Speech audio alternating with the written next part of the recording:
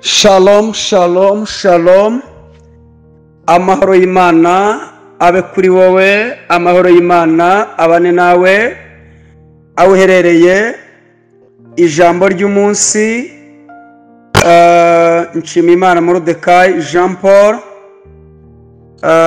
umugaragu w'Imana. Ndashaka kugira ngo dusome ijambo ry'umunsi, amagambo y'Imana inshyize ku mutima kugira ngo nkuhe. Teme y'ijambo y'uyu munsi iravuga ngo Imana igukuye mu maboko y'umwanzi wawe. Kansubiremo, Imana igukuye mu maboko y'umwanzi wawe. Niyo ntego y'uyu munsi. Turifashisha amagambo y'Imana dusanga mu gitabo cy'ibyakozwe n'intumwa. Turasoma igice cya 12 umurongo wa 6 n'uwa 7. Hari amagambo yanditse ngo Herode araye ari mu musohore iryo joro, Petero yari asinziriye hagati y'abasirikare babiri aboheshejwe iminyururu ibiri. Abarinzi nabo bari ku rugi barinda inzu y'imbohe. Nuko marayika w'umwami Imana ahagarara aho, umucyo waka mu nzu. Marayika akoma Petero mu mbavu aramubwira ati, byukana ingoga. Iminyururu imuva ku maboko iragwa. Amen. Nawe magambo nshaka kugira ngo tuganireho, dusenge, twakire ubuhanuzi bw'umunsi. Bibiliya iratubwiye ngo Herode araye ari mu musohore. Uyu Herode Bibiliya ivuga ko yari umwami. Uyu Petero Bibiliya ivuga ko yari umwigishwa wa Yesu. Petero we muramuzi na Herode muramuzi. Hanyuma umva kakana, uyu mwanditsi wanditse igitabo cy'ibyakozwe n'intumwa ni Luka. Uyu Luka yacyanditse ahagana muri za 61.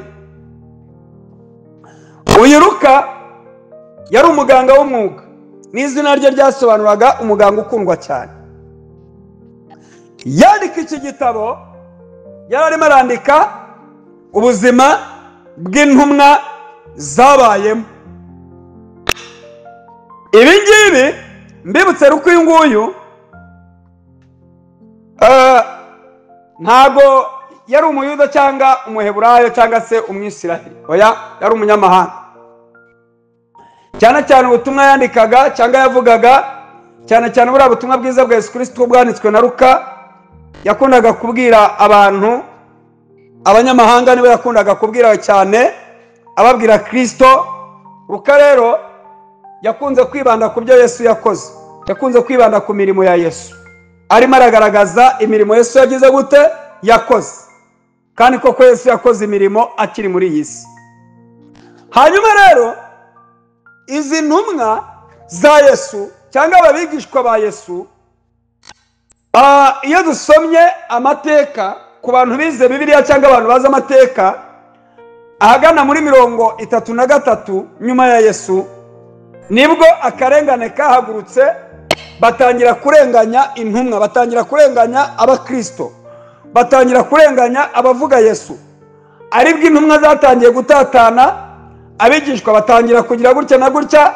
Ariko abari barasogongeye kuri Kristo, cyane cyane Petero yaranabyanditse ngo niba barasogongeye ukamenya ko Yesu agira neza, ngo ni mumwegere niwe buye rizima. Haleluya. Noneho batatanye, batangira guhura n'akaga ko gutotezwa. Bamwe baricwa, bandi barafungwa, bandi bagira gute. Hanyuma rero igihe kigeze, ababigishwa nabo bagerwaho, bakajya babafata kugira ngo banezeze abayuda ngo babice bagire gute. Hanyuma Herode uyu rero yari umwami. Habagaho umwami witwa Herode. Ntago ariko yitwaga uwajyagaho wese bamwitaga Herode, nkuko hajyagaho umwami witwa Nero wa mbere, ariko murabizi cyane kurushaho. nkuko hajyaho papa runaka wa runaka wa 10 na bangahe wakangahe, nuko byari bimeze. Hanyuma ngo Herode afata Yakobo amwicisha inkota. Arangije kumwica, abona ko anejeje, abayuda bangoreka niyongeze mfate na Petero. Hari ibintu tokinisha. Buriya Satani yaguteje ibya mbere, agira gute arashaka kuguteza ibya kabiri, azi ko biri bushoboke. Uyu munsi nkuzaniye ijambo rivuga ngo Imana ije kugukura mu maboko y'abanzi bawe. Bibiri irambwira ngo afashe Petero amushyira mu nzu y'imbohe, amubohesha iminyururu cyangwa se imigozi ibiri, amurindisha abasirikari. Hanyuma n'iryo joro yari umusore ngo amwice. Umva ibyabaye. Bibiri irambwira ngo marayika w'Imana aramanuka. Icyama marayika w'Imana akamanuka uyu munsi. Ngamanutse kubera iminota mfite ntago nasobanura byinshi, nzajya agenda mvuga duke duke kugira ngo twumve message y'umunsi icyo igamije. Ngamanutse umucyo waka muri gereza, watse akomanga Petero. Ubwo ndimo ndahanura kandi mpanurira ubuzima bwawe. Umucyo wake ahuri, marayika gukomange n'izina rya Yesu. Bibiliya irambwira ngo amukomanze, aramubwira ngo byukana ingoga. Nanjye ndahanuye byukana ingoga mu izina rya Yesu. Yesaya gice cya 60 hari amagambo yanditse ngo byukura bagirane. Byukana ingoga urabagirane kuko umucyo wamanutse.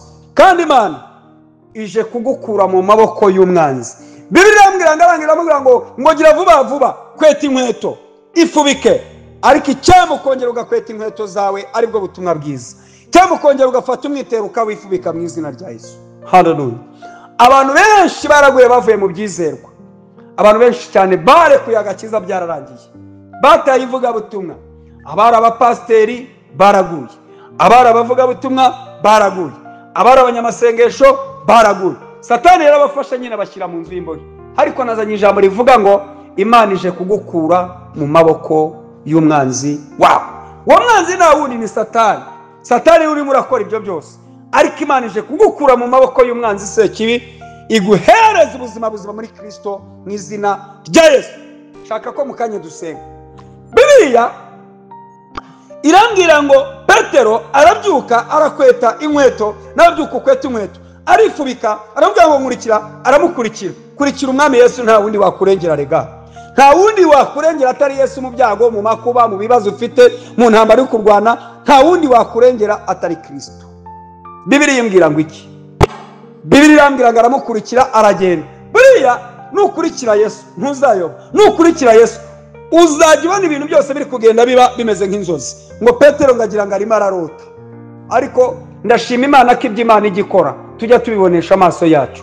Ibikora mu buryo bw'umwuka tukabibonesha amaso byabaye. Bwana Yesu asifiwe. Tujye gusenga. Petero ngaragenda arangije ahinguka kwa Mariya. Mariya uyu Mariya umwe wari tuye Yerusalemu, wari ufite icyumba cy'amasengesho, yari mushiki witwa Mariko. Mariko muramuzi wanditse buriya butumwa. Yakoranye ingendo nyinshi cyane na Paulo, agera haramutenguha, yagira gute n'amateka.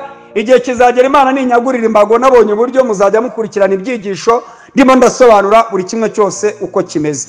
Bibiliya irambwira ngo Petero ahingukira kwa Mariya. Ahangaha ni mu rusengero, ahari icyumba cy'amasengesho. Nta handi wahungira atari mu Mana, nta handi wahungira atari mu gusenga. Hungira mu gusenga. Imana yantumye ngo nkubwire ngo uyu munsi igukuye mu maboko y'umwanzi wawe. Kadusenga. Birashoboka wafashwe bugwate n'ibibazo, wafashwe bugwate n'ibyaha, wafashwe bugwate n'ibindi. Ariko uyu munsi mutumweho, uyu munsi Imana igiye kugukura mu maboko y'umwanzi. Buri kintu cyose cyagambiriye kugira ngo kikugirire nabi, uyu munsi wa none Imana irakigukuramo, iguhereza ubuzima muri Kristo. Kurikira Yesu, nta wundi wagutsindishiriza. Reka dusenge Imana. Uwiteka, warengeye Petero ubwo yari ari mu nzu y'imbohe umukuramo. Herode agambire kumwica nk'uko ari yishe Yakobo. Ubwo amukuyemo ntago wabura gukuramo uyu mumama, ntago wabura gukuramo uyu mukobwa cyangwa uyu mugabo cyangwa uyu musore. Umuntu wese uri bwumve iyi audio ndamusengeye kugira ngo mukure mu maboko Satani yamushyizemo. Kandi uyu munsi wa none umuyobora inzira y'agakiza bari yajyamo kuko ari izamutsindishiriza. mu izina rya Yesu Kristo w'i Nazareti, amen. Nyandikira message kuri WhatsApp umbwire ngo Uwiteka ankuye mu maboko y'umwanzi wanjye. 078 3 3 5 4 8 8 3. Imana ibahe umugisha. Shalom shalom.